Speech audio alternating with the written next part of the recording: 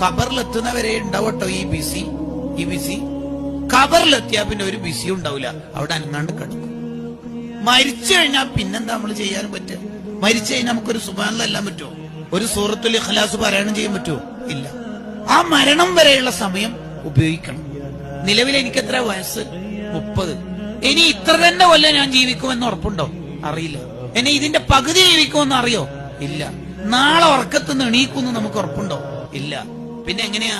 റമദാൻ വരട്ടെ, മറ്റന്നാൾ തൗബന്റെ സദസ്സുണ്ട്, അടുത്ത കൊല്ലം നന്നാവാം, അങ്ങനെയൊക്കെ നമ്മൾ ചിന്തിക്കുക.